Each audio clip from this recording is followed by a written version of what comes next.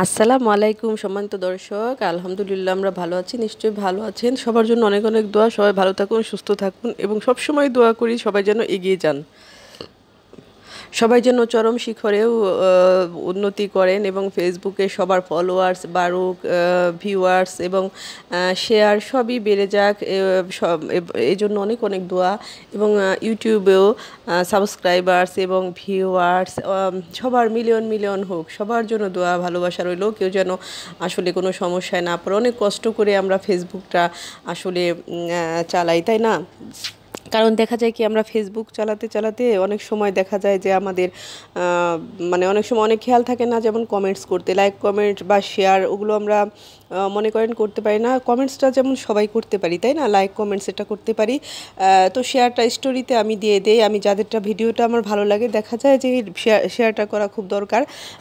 কোনো কারো সমস্যা বা কোনো বড় কিছু, তখন আমি শেয়ারটা করে দেই। আরেকটা জিনিস আমি করে দেই, যেমন মিরাজ আফ্রিদি ভাইয়া আছেন, উনি খুব ভালো মানুষ। ওনার ভিডিওগুলো দেখা যায় কি আমার যদি ভালো লাগে, দু একটা আমি শেয়ার করে দিয়েছি স্টোরিতে। আর হচ্ছে আমি চাই সবাই মানে ভালো এগিয়ে যাক, সবার জন্য অনেক দোয়া। এবং আমরা সবসময় সবাইকে দেখা যায় এগিয়ে যাওয়ার জন্য আসলে আমাদের ভিতরে সেটা কাজ করে না। আমরা মনে করি কি, জন্যে বুঝে এগিয়ে গেল, আমি তাকে সাপোর্ট করলাম না। ভাই আপু, আপনারা আপুরা ভাইয়ারা সবাই আসলে দেখেন, এই একটা জিনিস থেকে ফেসবুক খুব সুন্দর একটা অবশ্য সিস্টেম করেছে। একটা জিনিস থেকেও আমাদের সবার বোঝা উচিত যে অন্যকে সহযোগিতা করলে নিজে সহযোগিতা পাওয়া যায়। যেমন আল্লাহ আমাদের ইসলামেই আছে, আপনি অন্যের জন্য ভালো করবেন, নিজেও ভালো পাবেন। অন্যের জন্য ক্ষতি করলে নিজেরও ক্ষতি। আবার দেখা যায় ভালো মানুষেরও ক্ষতি হচ্ছে, খারাপ মানুষেরও কিন্তু অটোমেটিক ভালো হয়ে যাচ্ছে। কিন্তু দেখা যায় কি, ফেসবুক একটা জিনিস যেমন গুরুত্ব দিয়েছেন যে অন্যকে আপনি সাপোর্ট করলে ঠিকই আপনি সাপোর্টটা পাবেন। এটা কিন্তু ফেসবুকের খুবই একটা ভালো দিক। আমি মানুষের ভালো দিকটা সবসময় খেয়াল করতে হয়। এই যে আমি মাটির কাপে চা খাচ্ছি, অনেক দিন আগের কিন্তু আমার এই সেটটা কিনে রেখেছিলাম মাত্র 50 টাকা না 20 টাকা 30 টাকা এরকম দিয়ে। আর এখন এই কাপের দাম দেখেন কত, একটা সেটের দাম। অনেক আগে আমি আমার হাজব্যান্ডের সাথে বাইরে যাওয়ার আগে তারও অনেক আগে কিনে রেখেছি আমার মানে বিয়ের। তো এখানে একটু এমনি মানে ডিম দিয়ে একটু আলু চপ বানাতে চাচ্ছিলাম, কিন্তু মানে ভালো হয়নি। আমি গরমে অতিষ্ঠ, তো ওখানে একটু ময়দা দিয়ে কোটিং করে নিতে হয় সবগুলোই, যে কোনো কাবাবও, মানে সেটা তাহলে অনেক সুন্দর হয়, ছেড়ে ছেড়ে যায় না আর কি। তো যাই হোক, আমি এটা একটা নাস্তা বানাচ্ছিলাম। তো একটু ডিম আছে ভিতরে ভরা। তো আমি এই ফাঁকে কথা বলছি যে আপনারা সবাই সবাইকে সহযোগিতা করবেন সব ব্যাপারে। মানে আমরা সবাই চেষ্টা করব কি, সবাই সবাইকে সব ব্যাপারে সহযোগিতা করবো। শুধু ফেসবুক কেন, আমরা বাইরেও তো পারি, তাই না? সবাই সবাইকে একটা বিপদে পড়লে, তাই না, সাপোর্ট করতে পারি যে কোনোভাবে। একটা অসহায় মানুষকে সাপোর্ট করতে পারি, দরিদ্র মানুষকে সাপোর্ট করতে পারি। আমি যদি 5টা খাই, সে তো একটা পায়, তাই না? এটা তো তার হক, এটা তো আমাদের না, এটা তো আল্লাহরই দেয়া। এটা তো আমরা দিচ্ছি না তাকে, এটা তো আমাদের হাত দিয়ে আল্লাহ সহযোগিতা করাচ্ছেন। কিন্তু এটা তাই বলে আমি দিচ্ছি না, এটা আমি দিচ্ছি না, এটা আমার হাত দিয়ে আল্লাহ সহযোগিতা করাচ্ছেন, তাই আমি দিতে পারছি। আল্লাহর সহযোগিতা ছাড়া এটা হতো না। আর আল্লাহ এমন কোনো জিনিস পারেন না যে নাই, অসম্ভবকে আল্লাহ সম্ভব করে দেন। আসলে আমরা এগুলো বুঝি না, এগুলো অনেক আসলে গভীর আর কি, জিনিসগুলো গভীর চিন্তা ভাবনার বিষয়, যে আল্লাহ পাক অসম্ভবকে সম্ভব করতে পারেন, একমাত্র আল্লাহ, অন্য কেউ পারেন না।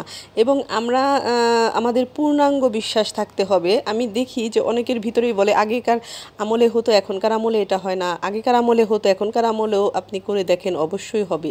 আমি বিশ্বাস করি, আমি অনেক কিছু দেখেছি যে আল্লাহ পাকের কাছে চাইলে আল্লাহ পাক অবশ্যই শুনেন, যে সেটা মন থেকে চাইলে আল্লাহ পাক ফিরিয়ে দেন এবং যা চাবেন তাই পাবেন। আগে পরে যে বেশি কম সেটাও বলছি না, মানে আল্লাহ পাকের কাছে অসম্ভব বলে কিছু নেই। আল্লাহ পাকের কাছে কিন্তু সবই সম্ভব। তো আমরা ঠিকভাবে দুর্বল বলে, তো আমরা সবাই নামাজ কালাম পড়বো, আমরা সবাই সব কিছু শিখবো, দোয়া করব সবার জন্য। এবং বাচ্চাদেরকে, ছোট ছোট বাচ্চাদেরকে আমরা কালাম এগুলো দোয়া, ছোট ছোট সূরাগুলো শেখাবো। তাহলে দেখবেন আপনার বাচ্চারা ভবিষ্যতে আপনাকে সম্মান দিয়ে চলবে। যে ইসলামিক যে নিয়ম কানুন, তাকে যদি আপনি শেখান, তাহলে দেখবেন আপনার বাচ্চারাও আপনাকে কিন্তু সেভাবে শেখাবে, সেভাবে দেখবে। এবং ইসলামিক যে নিয়ম কানুনগুলো যে বাবা মাকে দেখা, বাবা মার দিকে মানে কড়া চোখে তাকানো যাবে না, উফ শব্দটিও বাবা মার কাজ আর কি বলা যাবে না। বাবা মা যদি একটু কষ্ট দেয় উফ বলাটাও নিষেধ আছে, তাহলে অনেক বড় কিছু, তাই না? তাহলে এটা বাচ্চারা যদি ছোটোবেলা থেকে শিখে তাহলে বড় হলে সেই বাচ্চাটা আপনাকে অবশ্যই সম্মান করবে এবং আপনাকে ছাড়া কিছু বুঝবে না, বৃদ্ধাশ্রমে থাকতে হবে না বাবা মায়েদের। এজন্য হাতের 5টা আঙুল সমানও হয় না, কিন্তু তারপর অনেকে আছে যে শিখেও বড় হয়ে দেখা যায় অন্যরকম হয়ে যায়।